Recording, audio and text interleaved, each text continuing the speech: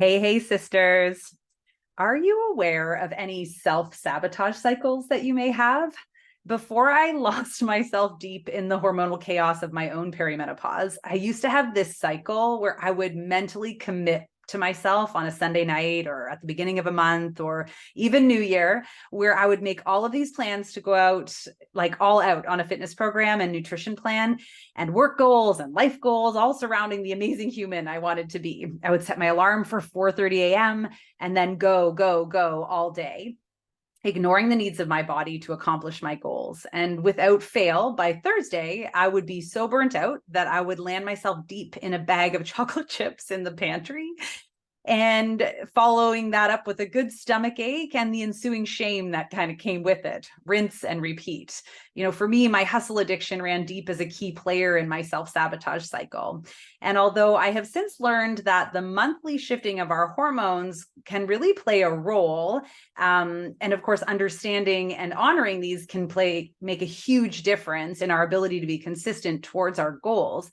After working with thousands of women on this, I know that it isn't just our hormones. Sometimes it's our subconscious reprogramming. So I don't know if you can relate to that. If you can, I hope that you hit me up, snapshot this and send a message. Sometimes, it's just an overwhelming cycle that we get stuck in. So does anyone else have a self-sabotage cycle? This is why I'm so excited to interview a very exceptional human today to talk more about this self-sabotage cycle and how to heal. Are you ready? Our guest today is Julie Costa, a certified master clinical hypnotherapist and trainer, and the founder of Anchored Coaching Certification Program. As a coach and hypnotherapist, Julie helps you achieve your goals quicker and faster with hypnosis and subconscious reprogramming.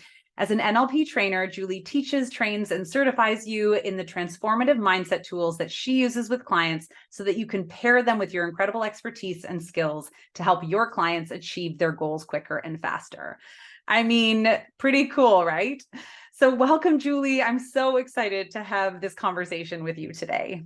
Hello, I'm so excited too. I get very jazzed to talk about all of the things. Yeah, what a fascinating topic. We were just kind of talking before we hit record here. That I don't know too much about it, but let's start with you. How did you even get into hypnotherapy?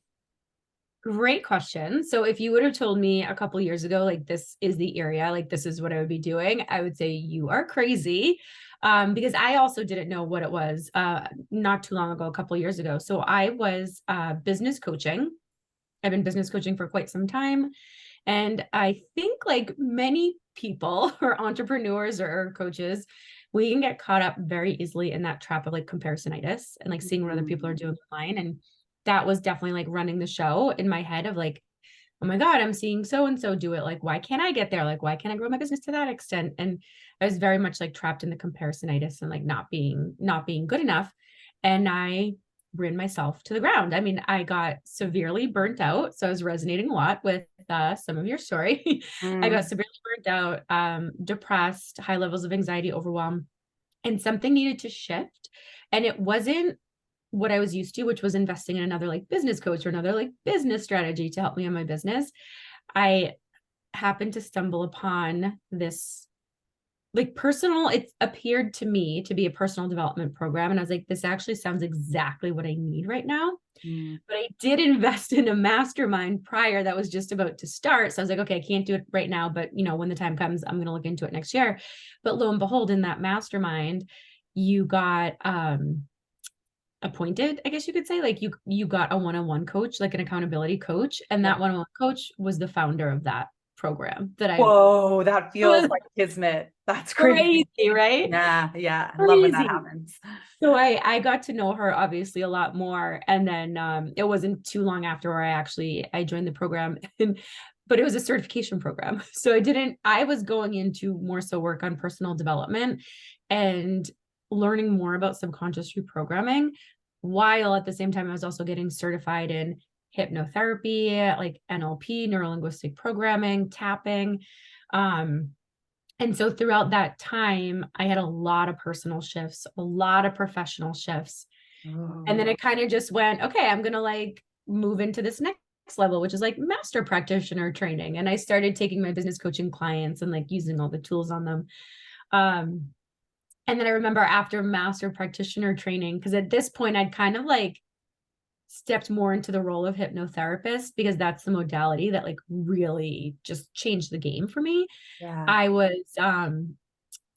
was the business coach, and I was like, well, do I just go full in on hypnotherapy? And I was like, oh, do I? And I finally did. And it was just a game changer. But after practitioner training, trainers training was next. And that's where you get certified to teach and train others. And I was like, oh, why would I need that? Like, why would I do that? So I didn't sign up right away, but then people started asking me about teaching them and training them. So I was like, okay, I'm meant to do this training too. Wow. So it all happened like really fast, but it's been the most rewarding because I kind of went from talking about like followers on Instagram, which I get it, like we all want to grow, but a lot of it felt very like lacked very little substance, to be honest. And now I actually get to be in these conversations with people that are just like really deep and like really supportive and impacting their lives in a very different way. So like I love the work. It's like completely shifted me and who I am, and now I get to do it with others, which is really cool. Oh yeah, I love hearing that. And I love just hearing your journey, because I know a lot of the women that listen to this podcast are high achievers. So whether they run a business or whether they, have big careers, they have a lot going on and they have goals and dreams, and that feeling of stuckness that we can get, or we were, talked about comparisonitis or imposter syndrome, like it runs deep. So to understand that, there are modalities that can help support that, and it's not just another strategy that you need, is so, so valuable. So thanks for sharing your part of it. Yeah. I feel like I have to be like, I'm going to be very real with you and share that like my experience with hypnosis, like pretty much dates back to elementary school, where I think there was like an assembly or like a fun day where they brought in a hypnotist, and, like a bunch of kids who got picked out of the crowd were up on the stage. Yeah. And some it didn't matter with, but a lot of them did really funny, silly things. And although I've heard about it a little bit over the years, and I have a deep belief in subconscious reprogramming, I don't know too much about it. So can we talk about hypnotherapy, what it is, what it isn't, like how it works? Yes. So absolutely. So when I typically meet with people or share about it, I will ask like, what have you heard about it? Or what's your experience? And that's always what comes up. Really? Cool. There was this show Yeah. where I grew up in Massachusetts, and there was like an adult hypnotist show as well. And so I What think makes it adult? so it was called the R-rated hypnotist. And so he would, not that anybody was doing anything like bad, but like his like language was obviously tailored to more an R-rated community versus children at an elementary school. That clarifies some things. But it was like, yeah, it was a comedy show. It was a comedy show with like R-rated language. And it's gotten a bad rep because of that, because that's just what we've seen. And so when we see that, we perceived it to be, I'm going to be made to do silly things like bark like a dog, quack like a chicken, or I'm going to be made to do things I don't want to do. And so those are the two biggest things that typically come up for people. And so in a nutshell, what I always like to say, what hypnotherapy or what hypnosis is it's a relaxed state. And we all tend to go into different levels of hypnosis, actually several times a day without realizing it. When you're kind of like deeply lost in the scroll on Instagram, or you're daydreaming, or you're watching TV and all of a sudden the show's like over, like we can go into them really easily. But what hypnosis is there's the two parts of the mind, right? We're getting the conscious mind, the like analytical, logical ego to like quiet down and take a back seat. We're relaxing that part of your mind so that we can get into and work with the subconscious. So it's really getting you to this deep state of relaxation so we can like check your ego out the door. That's really what it is in a nutshell, is a state of relaxation. Yeah, that's a great nutshell, because I think like it's almost like if we're all going to shift into these little pockets, like let's use them for good and not evil. That's what it sounds like to me. Yes. And just to be clear too, with those myths. So when it comes to working with the subconscious mind, it is highly moral and it's highly ethical. So there's no way you could ever be made to do something against your will, or just like do things you don't want to do. Like, let's say hypothetically, if I put in a hypnosis script, yeah, you're going to bark like a dog every time you hear the word money. If your subconscious mind was like, yeah, we're not on board with that, it's just going to dismiss it. It can't take on things that are not aligned, and that it's like moral with, ethical with. Yeah. So it's That's like, it's impossible to interesting. be made to do things, and you are actually in control the entire time. You're not like zonked out or anything like that. It just feels like, yeah, like a light sleep or going to like a deep meditation. So is it almost like you said, you're kind of quieting the conscious mind, that ego and everything. So it's almost like you're working on making louder the voices that are already there. Yeah, yeah. And I say all the time, like, you don't need me. Like, I'm literally just there as a guide, because everything we're working with is already inside of you. Oh, Right. So it's like, it's just yeah, like that's the beauty of it. It's just the conscious mind, we tend to think runs the show because we're overanalyzing, we're overthinking, like all these things. But, and that's only 5% of your mind. But the wow. subconscious is 95%. And the majority of us do things or work with things, like reading books, personal development programs, which is all conscious mind. But it's like, when we can actually get into the subconscious, it's stuff that already lies within you. We just kind of need to like wake it up a little bit. And if there are beliefs that are no longer serving you, we get to reprogram them, which is really Wow. fun. Oh, that's really, really cool. So, oh, that's really cool. So in the example of where I was saying I had this self-sabotage cycle, a lot of the things I know that would come up is like, oh, I'm never going to be good enough. I'm always going to end up in the pantry face first in the chocolate chips. I'm never going to achieve my goals. And it's not just like, oh, I'm never going to achieve my weight loss goals. Like for me, it was very much like, I'm never going to be mentally strong enough. I'm never going to be good enough. Like those are the things that, it's unearthing what those are, reprogramming those, and kind of giving a microphone to the subconscious belief that we are worthy. Did I get that right? Yeah. Most people will come to me for like this one thing, for hypnotherapy. And whatever they come to me for is never the real problem. It's a symptom or behavior of something else. Like you said, I'm not good enough. I'm Yeah. not worthy. I'm not deserving. I'm not lovable. Like that's usually the real problem, but it manifests and presents itself in these symptoms or behaviors, like being an overachiever, Right. self-sabotaging patterns. And those patterns, or this being an overachiever, because I think I actually just did a piece of social media content on it because I was an overachiever my whole life. Yeah. Everything stems majority of the time between the ages of 0 to 7 years old, because your Whoa. conscious mind isn't formed yet. And so everything's taken in subconsciously, and we're attaching meaning to that. So like, I don't know, if like you were picked last on a dodgeball or like kickball team in gym class, we're making that mean something like, well, people don't like us, or I'm not good enough. And then there'll be other situations in adulthood which will like seem like that instance. And then we go back to like, oh, we made that mean I'm not good enough, or no one likes me. So yeah, every belief is typically formed between 0 and 7. And that's how we're operating today.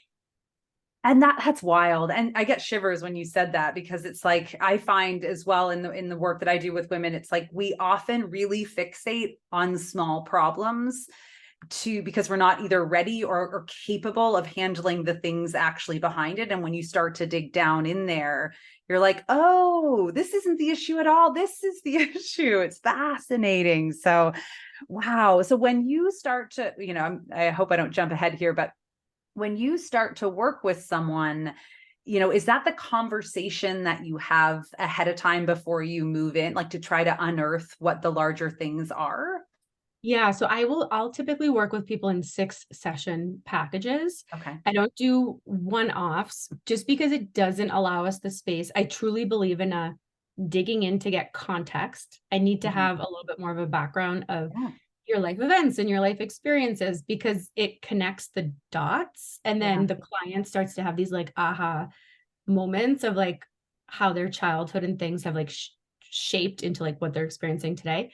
So I really believe in that like deep dive context, a release, like a release of negative stuck emotions that are attached to what's going on, a release of limiting decisions, And then we start building towards the future that they want. So we don't even get into hypnosis until like the third session. But in that first, like I'll always do complimentary consults with people, but in that the first session, we're like diving deep. And then within that, it's really clear what the real problem is. Because it's like, sure, I can give you a hypnosis for let's just say the self-sabotaging patterns. But if we're not getting to the root of like what's causing those self-sabotaging patterns, it's like something else will just pop up in its place. So it's like, I want to prevent something else from popping up for you.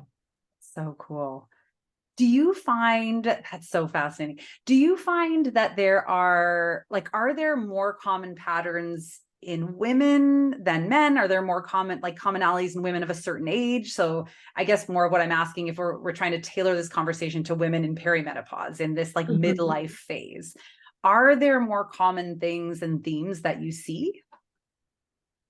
There can be. So I do primarily work with women. I've had a couple of male clients. So I won't speak in terms of men because I've had a couple, but I feel like not enough to maybe like notice a trend with my working with them.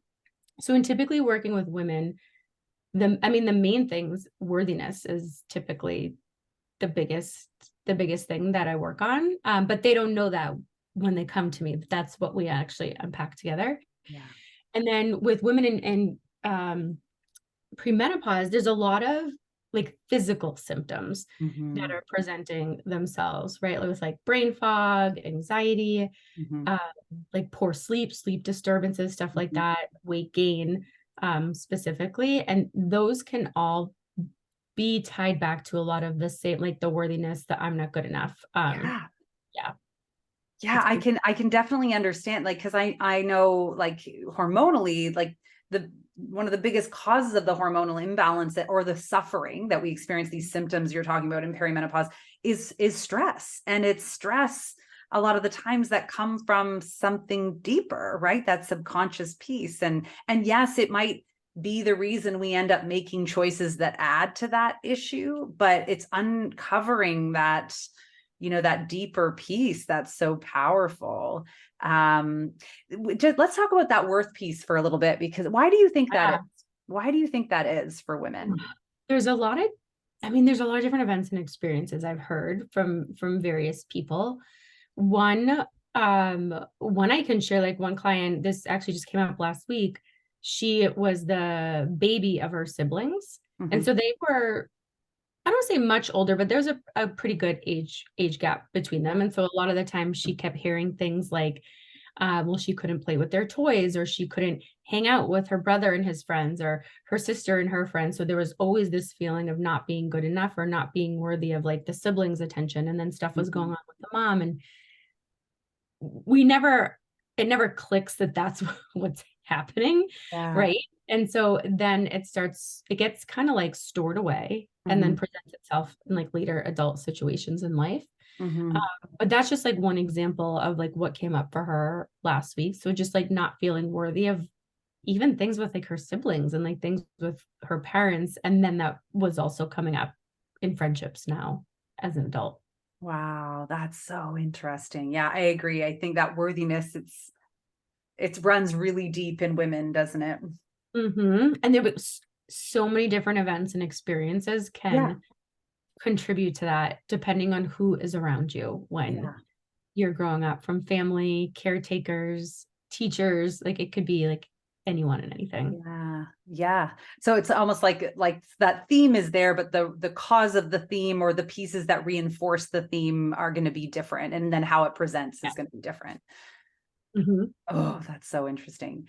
How does someone know if hypnotherapy is a good option for them? And does it not work on some people? Yeah. So I always say, there's like three things that anybody can be hypnotized. However, when it comes to being like, okay, I'm going to take that next step on my journey, I would say there's like three things. Number one, first and foremost, like you need to be in trust of who you're working with. Yeah. That's why, like, I would never take any offense if someone's like, oh, like you're not the right fit for me. It's your journey, it's not my journey. Like you got to feel good about who you're working with. And oftentimes if people have come to me for a consult and they've done hypnotherapy in the past, especially women, they'll say, because they'll say, oh, like, what was your experience like before? And they'll say it was they had worked with a male hypnotherapist. And I think a lot of the times that can present itself as potentially it not being successful, because you just need to think like, I just need to be in trust with this You need to with feel this safe. person. You need to feel safe. So that's first and foremost. One, you need, or two, you need to really want the change. It's like you really want the change you're desiring. And three, you're just going to be open to the process. Yeah. Yeah. That's is sometimes the hardest piece. And I wonder if that's something that kind of comes in our subconscious, is like recognizing that things are a process, and that you have to kind of trust, like be open, but just trust that process, that things are still happening, even when we're not seeing the results at exactly in the moment, right? That's almost like when the work is happening, I think.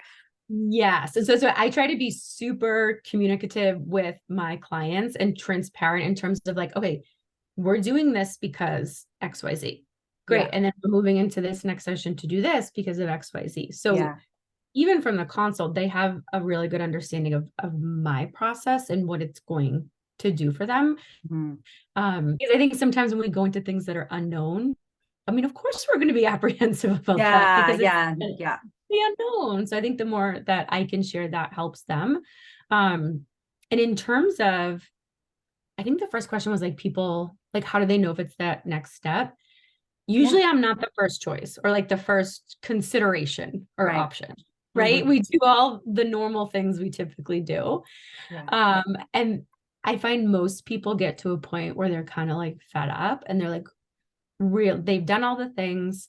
And it's not to say they don't work, but it's not sustainable or successful long-term because you're doing the conscious logical things that make sense. Yeah. But if your beliefs in the background are still, I'm not good enough, I'm not, whatever that is, it's going to be really hard to continue sustaining and be successful at those steps that you're taking. Yeah. That's I'm almost like a last resort for a lot of people, I feel like.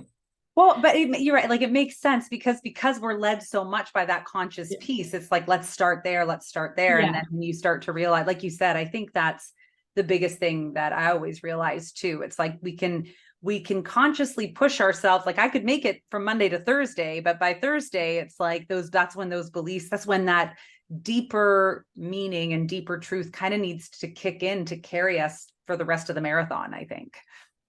100%. Do you do you do hypnotherapy on yourself? Do you go see someone, or you just do it on yourself? Yeah. So I'll listen to like my own audios. It's funny. I was just sharing on, I think, my Instagram stories today. So like, I'm a very big believer in like embodying the work that you do. So like, I'm always doing subconscious reprogramming, in some capacity. But what I hadn't been doing the past 2 weeks was like listening to a hypnosis or hypno breath work. And so I did make time for that this morning. But I'll like listen to mine all the time. And then I have my mentors and my trainers. And then sometimes I'm in sessions with them too.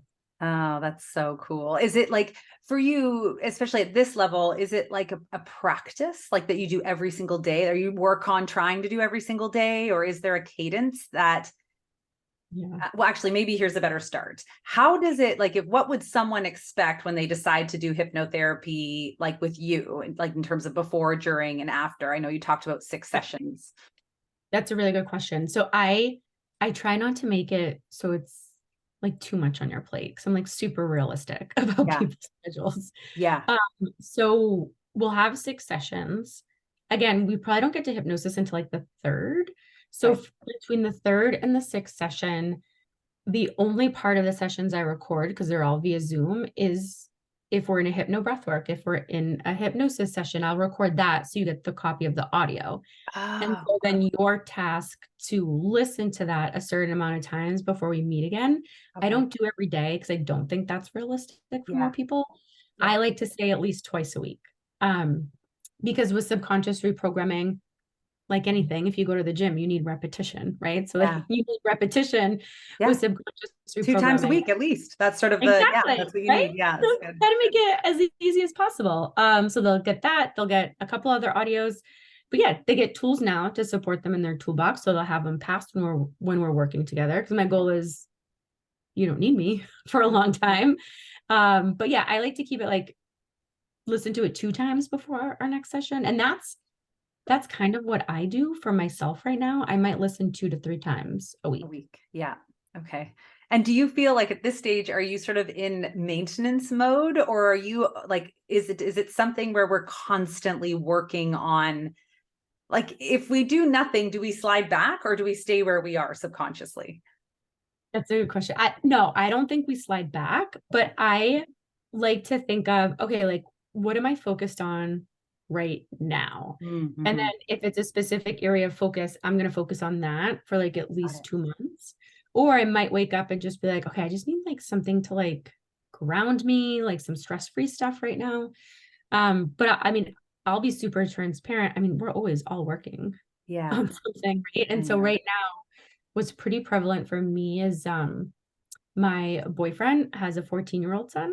Okay. And because of my past and losing my mom at such a young age, I sometimes put this like wall up between me and Mm. people so that they can't get too close. And I've certainly done that for him or with him, I should say, because I think I'm fearful of, well, if things don't work out with my boyfriend in the long run, I'm not just losing one, I'm losing two people. And like that Yeah. stems from the loss of my mom.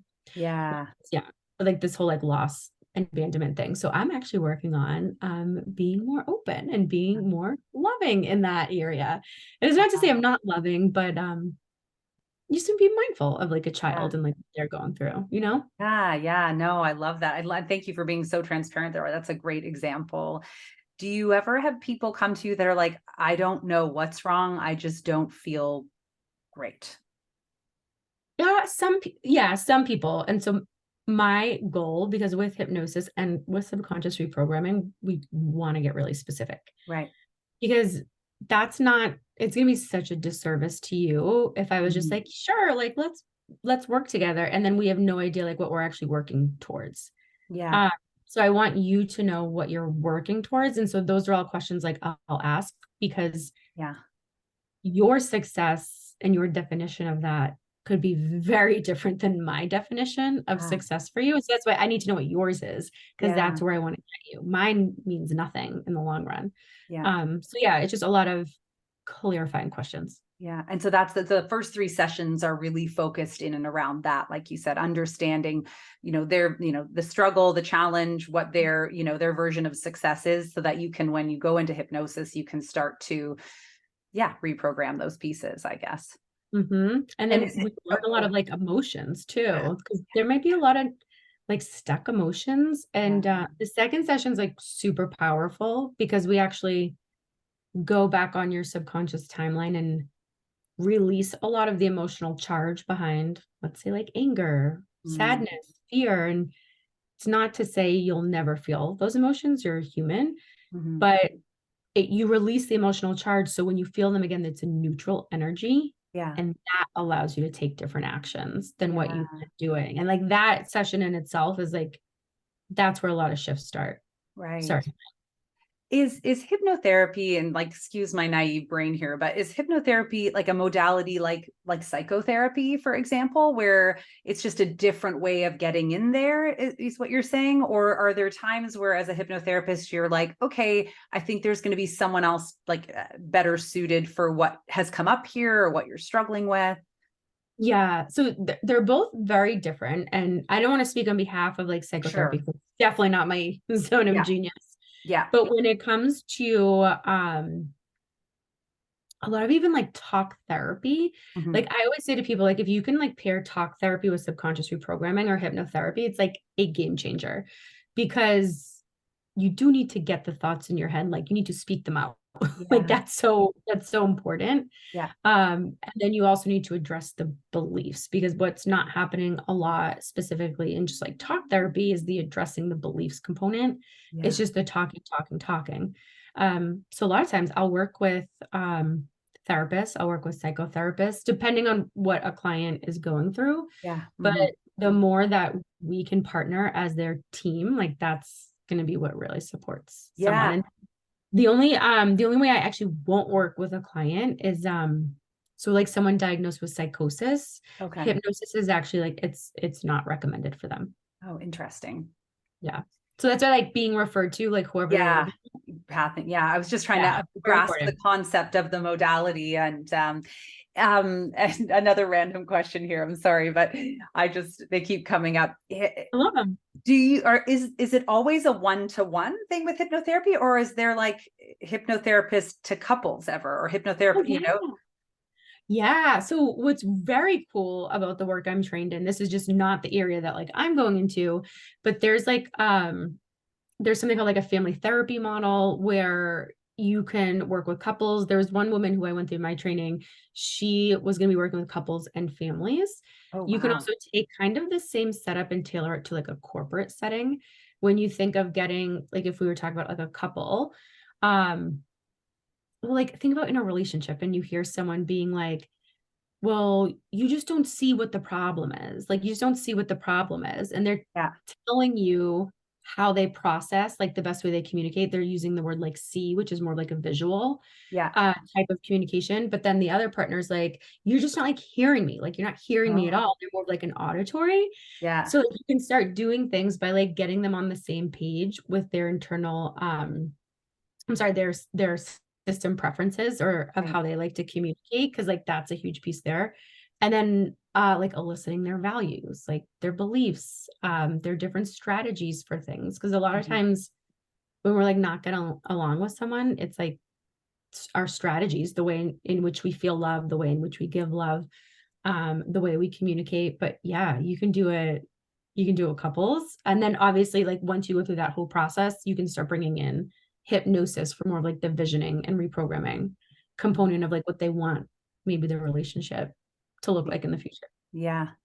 Oh, that's so cool. I Yeah, think it's it's cool. such a diverse modality, isn't it? That way, where it's like, oh, I love this, Julie. Thank you so much. This has been incredible. I feel like we've learned like what hypnotherapy is. It isn't like how it can actually impact us, especially in this phase, because we know what I know about perimenopause is that in our brain during this time, the shifting of our hormones really makes us much more aware of things that are bothering us now. I almost think of it, I love metaphors, but for me, it's like all of a sudden when you hit midlife, your hormones are shifting where you are no longer seriously driven to reproduce. Like it's not the main driver anymore. So now we become really aware of the things that in our life. And so I think it could be a really cool time for people to be exploring this. I think it's why women are now all of a sudden more bothered by certain things, like physiologically and emotionally, because we don't have that driver kind of over consuming at all times. So what a really amazing conversation to have. Thank you for sharing today. Can you can you share some tips for women who might be interested in learning more, or how do they learn more from you specifically? Yeah. So there's one thing too, like, because I think one of the most common things for women can also be like hot flashes. Yeah. So with hypnosis or subconscious reprogramming, there can be tools, even if it's just like an audio or whatever it is, to regulate hot flashes by managing how temperatures are perceived and regulated in the brain. So like that's something you can actually do with hypnosis, which is pretty wild. Oh, Um, that's really cool. it's really cool. But like the one tip I always love to share, and it's something anybody can do anywhere, is visualization. And I'm sure so many people have heard of visualization, but it's a form of subconscious reprogramming. Whether it's like first thing in the morning or like right before you're going to go to sleep at night, just because your brain waves have slowed down, so you're a little bit more tapped into the subconscious Mm-hmm. rather than like being in like your everyday waking state, is like just take a couple minutes and visualize like how do you want to feel? Not like throw out everything you don't want, but like Mm-hmm. strictly positively stated, how do you want to feel? Like how do you want to be going about your day? Like start getting like really clear, because your subconscious doesn't know the difference between reality and imaginary. So if you can start painting this crystal clear image, again, just take like a minute first thing in the morning, right before you go to Yeah. bed. Like that's like one of the best things you can do for yourself. What a cool tip. I think that's amazing because you're right. It sort of almost like sets up your day. And if your subconscious is more aware of that, it's like, yeah, you're doing your own reprogramming at that time. And it's just going to present more opportunities to you because it's going to think it's real. And then Yeah. it'll present more opportunities to manifest for you. Oh, I love that. That's so cool. I have like 100 more questions for you, and I'm sure there's going to be some questions that come up. We're going to have Julie back on here, you guys. Yeah. So if you have questions around this, submit them, send them in to me, DM them to me on Instagram, or drop them in the Period Whisperer community. But Julie, how do we find, I know I follow you on Instagram. I love what you put out there. It's so interesting. And I think this is obviously a modality I'm going to start exploring, but what is the best way for us to contact you if someone wants to learn more, if they want to have a consult? Yeah, honestly, I'd say Instagram right now. So it's julie.m.costa. Just like find me on there. Yeah, message me. Yeah, Costa with a C. Yeah. And I'm always there in my DMs. I'm always happy to chat. Right now, I just don't have my complimentary consult link up there just because of like this transition period of like figuring out my calendar for next year. But I'll be up there soon. But just reach out. I'm an open book. Amazing. Thank you so much for your time. I really, really appreciate you and what you do and how you help women and other people. Sisters, go out, be more in your life and not just less on a scale, and do the morning and the evening check-in. Take the time to visualize, how you want to feel and who you want to be, and just see after a couple of weeks how that changes for you. And let me and Julie know, because I would like to learn more from you. And I'll Amazing. share too, if there are free resources anybody wants, like I send a free audio every month to my email community. So Oh, whether that's it's like awesome. confidence, motivation, yeah, like that's always like my free gifts to everybody. So just like find me on Instagram. I'll let you know how to like join that email list, but you get free tools every month. Like it's my gift to you.